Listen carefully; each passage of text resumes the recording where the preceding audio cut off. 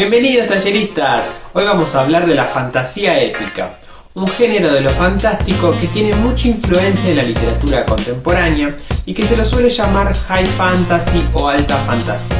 Y también vamos a definir 5 características básicas que debe tener este género fantástico. Mi nombre es Facundo y esto es Taller Eneida.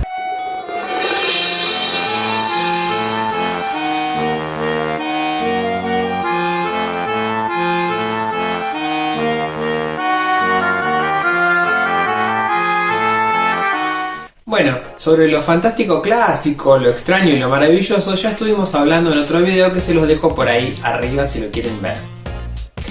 Y antes de seguir hablando de las cuestiones de géneros en la literatura, hay que hacer una pequeña aclaración. Cuando hablamos de género en la literatura no nos estamos refiriendo a una caja o a un estante donde haya que meter y enclaustrar los textos, ¿sí? Cuando hablamos de género en literatura nos estamos refiriendo más bien a una constelación de textos, a una constelación de novelas o de obras que tienen ciertas relaciones entre sí, ciertas influencias y muchas veces un origen común. En relación a las influencias de la fantasía épica son fundamentales los mitos de la antigüedad, la épica antigua como la Ilíada o la Odisea de Homero, las sagas nórdicas como el Beowulf, el Anillo de los Nibelungos, el ciclo artúrico ya más de la Edad Media, también las novelas de caballerías muy propias de la Edad Media como el Amadís de Gaula y fundamentalmente todos los cuentos populares, ¿sí? De transmisión oral como los cuentos de hadas, donde el género fantástico épico toma muchos de esos elementos míticos y fantásticos de la antigüedad. Pero todos estos textos no pueden ser en sí considerados fantásticos, ya que fueron creados, pensados, imaginados hace siglos, ¿sí? Muchísimo antes de que surgiera el discurso sólido de la modernidad, de la ilustración, de la racionalidad, que separa de manera tan tajante lo que es compatible con nuestra realidad empírica de aquello que es parte de la imaginación, de la fábula, de lo fantástico. En relación a los orígenes de la fantasía épica podemos nombrar a su principal precursor, un escritor llamado William Morris, un escritor inglés, artista, poeta, arquitecto y activista socialista que escribió allá en 1894 El bosque del fin del mundo y La fuente del fin del mundo en 1896, que son consideradas las dos novelas o los dos textos fundantes del género de la fantasía épica y que le dieron su origen. Si bien este escritor, William Morris, nunca llegó a ser tan conocido como sus predecesores, ¿sí? Como Tolkien o C.S. Lewis, fundamentalmente Tolkien, que lograron perfeccionar este género de la fantasía épica y llevarlo a un público masivo de lectores. Bueno, vamos a hablar entonces de las 5 características fundamentales que tiene el género de la fantasía épica. La característica central de todas las novelas de fantasía épica tiene que ver con la construcción de un mundo secundario, un mundo diferente al nuestro, que es capaz de alojar elementos fantásticos imposibles en nuestra realidad, pero que a su vez es un mundo tan consistente como la realidad empírica en la que vivimos. Tan consistente, tan real y tan verosímil como el mundo en el cual estamos los lectores. Y que a su vez este mundo secundario no es solamente un escenario o un decorado sobre el cual caminan y transitan los personajes, sino que es un actor fundamental en la historia y en la trama de esa novela que se construye. Ya Tolkien hace referencia en su famoso ensayo sobre los cuentos de hadas a esta cuestión que relaciona lo fantástico con la subcreación, con la posibilidad de crear un mundo secundario diferente al nuestro en el cual somos capaces de liberarnos de las ataduras políticas, económicas y sociales en las cuales estamos inmersos y que nos hacen impotentes como seres humanos. Este mundo secundario, fantástico a su vez, se contrapone en gran medida con el mundo incompleto, irracional, violento, alienante de la globalización y el universo capitalista en el que estamos inmersos hoy en la contemporaneidad. Y entonces también es capaz de guardar cierto impulso utópico este mundo secundario. ¿Por qué? Porque es un mundo que todavía es posible de ser transformado a partir de las acciones del ser humano. Todavía como seres humanos podemos actuar en estos mundos fantásticos. En estos mundos fantásticos sus personajes, sus héroes, son capaces de modificar, de transformar la realidad a partir de sus acciones. Una segunda característica que tiene los textos que pertenecen a la fantasía épica, las novelas de fantasía épica, tiene que ver con la extensión. Generalmente hablamos de novelas de fantasía épica o incluso sagas de fantasía épica, ríos de novelas de fantasía épicas, ¿sí? Enormes sagas.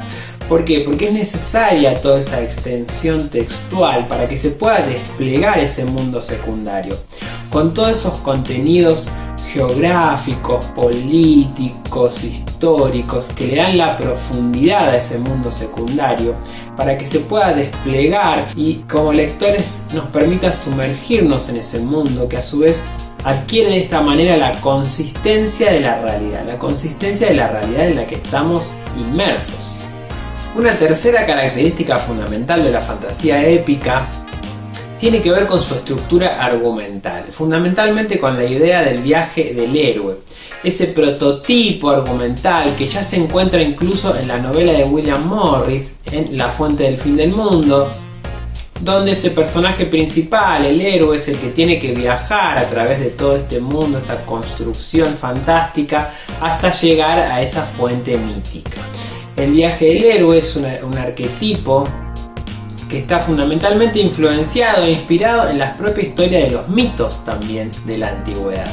Como muy bien explica Joseph Campbell en su famoso libro El héroe de las mil caras, este prototipo de héroe, ¿sí?, que viaja y se transforma a través de diferentes etapas, es algo que ya se encuentra en muchos relatos de la antigüedad, en diferentes culturas y en diferentes pueblos, a través de diferentes mitos de héroes.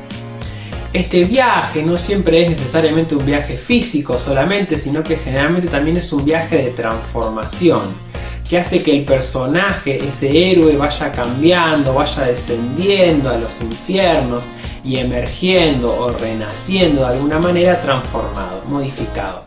Pero esa transformación, ese viaje, no es algo solamente personal, individual, sino que tiene un profundo impacto en todo el mundo, en todo ese mundo secundario y fantástico. Se ve profundamente transformado por el viaje de este héroe, personaje principal. Podemos pensar en ese viaje de Frodo que culmina cuando arroja el anillo al monte del destino. Podemos pensar en el viaje de este príncipe Ralph de William Morris cuando llega y bebe finalmente de esa fuente final que transforma completamente ese mundo. O también en el viaje del mago Ged a través de Terramar, que llega también a lograr un equilibrio cósmico en ese universo fantástico creado por Ursula Le Guin. Una cuarta característica de las novelas de fantasía épica tiene que ver con esta cuestión de la batalla entre el bien y el mal, ¿no? Esa cosa épica que tienen las batallas entre el bien y el mal. Una cierta dicotomía, a veces más o menos ambigua, pero donde siempre podemos encontrar esos dos grandes polos opuestos, ¿sí? Un Misaianes, un Sauron, una sombra que trata de destruir el mundo, una reina del invierno, y por el otro lado nuestro héroe y sus aliados y sus amigos y sus mentores que batallan contra esta fuerza. Y ahí encontramos la cuestión épica fundamental de la fantasía épica, ¿no? En esa batalla central podemos pensar que esta cuestión del bien y el mal, este fuerte contenido ético, puede ser en gran medida heredero del fuerte contenido ético y moral que tenían los cuentos y los mitos de la antigüedad, o incluso también de un pensamiento político como lo tenía el propio William Morris o como los tenía también Liliana Bodó. Pero en estas novelas de fantasía épica no es que encontramos una moraleja como en las fábulas de Esopo o en esas fábulas para niños, no. Acá en realidad lo que encontramos en ese mundo fantástico es en cierta manera expuestos ciertos dilemas éticos, políticos, muy profundos, extraídos de la realidad nuestra, de la realidad de los lectores, pero que han sido profundamente transformados por ese mundo fantástico, por la fantasía. Interrumpimos un segundo este video para pedirles, como siempre, que se suscriban a nuestro canal, que le den like, que aprieten la campanita y que sigan viendo todos nuestros videos. Como quinta característica de la fantasía épica, de las novelas de fantasía épica, podemos nombrar a la eucatástrofe, lo que Tolkien llama la eucatástrofe. Esta idea que asocia con el final feliz, con la cuestión de los finales felices que tienen los cuentos de hadas, ¿sí? Para Tolkien, su saga era en realidad como un cuento de hadas escrito para adultos y que expresaba esa cuestión central de la construcción de un mundo fantástico y de un final feliz. Final feliz en el sentido de que, no que bueno, todos fueron felices para siempre y nada más, sino que justamente lo que había antes era una catástrofe, un montón de obstáculos, de sufrimientos, de situaciones terribles por las cuales tenía que atravesar este héroe. De ahí él inventa esta palabra eucatástrofe. Eu como un prefijo que significa algo así como bueno, y catástrofe, ¿sí? Como una especie en realidad de oxímoron o de palabra imposible, no una catástrofe pero buena, ¿sí? En el sentido de que le ocurren un montón de cosas terribles a nuestros personajes, un montón de cosas que serían trágicas sin dudas, pero ese final en el cual el bien de alguna manera triunfa sobre el mal, encontramos que todo ese sufrimiento, todo ese pesar por el que fue atravesando el héroe, se redime, logra una redención a partir de ese final feliz, entre comillas. Bueno, espero que hayan disfrutado este video. Recuerden suscribirse a nuestro canal y sumarse a nuestros talleres de literatura fantástica, donde trabajamos géneros como este, como el de la fantasía épica. Y bueno, déjenos sus comentarios, sus sugerencias, si les interesa que hablemos de otros géneros o hagamos reseñas de determinados autores. Y bueno, les dejo un fuerte abrazo virtual.